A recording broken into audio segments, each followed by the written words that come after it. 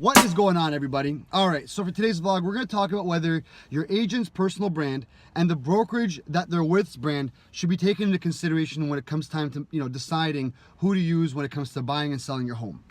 Now, please understand, when you sign a listing or a buyer contract, you're actually signing that contract with the brokerage, and that agent is representing the brokerage for that transaction. So yes, the brokerage is going to matter. The brand does matter.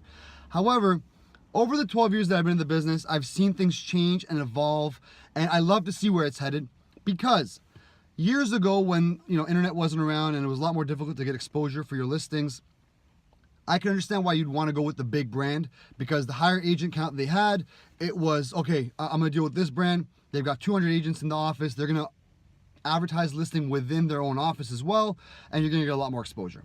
However, now that the internet's around, it's leveled the playing field a little bit. So a boutique brokerage is going to be able to get you the exact same marketing exposure than a really big brand name could. Now, this video is not about bashing any brokerages or promoting my own brokerage. I love the brokerage that I'm with. They offer great, great training, great support for what I'm looking for, and that's fantastic.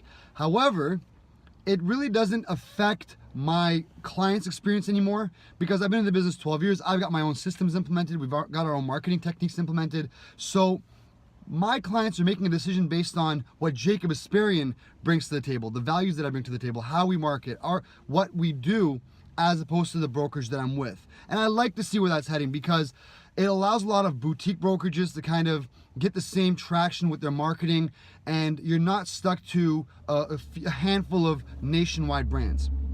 Now, my question to you guys is, does the brand really matter? I noticed that it does, because I get a lot of times I'll be in an appointment and they'll say, you know what, I never want to deal with such and such brand. I had a really bad experience with an agent I dealt with 10 years ago. And you're doing yourself a disservice, because you're brushing everyone with the same stroke. We're not like McDonald's or Burger King, where you're going to get the exact same service using for the brands.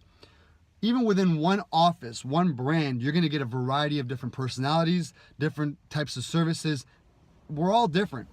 So again, it brings me back to the point where when you're interviewing, interview the top 3 people that you kind of see around, you see their marketing, you like what they're doing, and interview them and make a decision based on their values and what they're offering. The brokers that they're with, yes, is going to be one of the deciding factors, but it shouldn't be the main component, okay? Just because you're with a big brand doesn't necessarily mean you've got the experience to get the results that you're looking for. All right, so that's all I'm saying. I'd love to hear what you guys think, though. Are you completely loyal to a certain brand, or do you look more so for what your agent offers and the values that they bring to the table? Would love to hear what you guys think. Comment below. Any questions or comments, Jacob@SoldByJacob.com. Facebook, Instagram. I would love to connect with you guys. Sold by Jacob. And as always, thank you so much for watching. Have a good one, guys.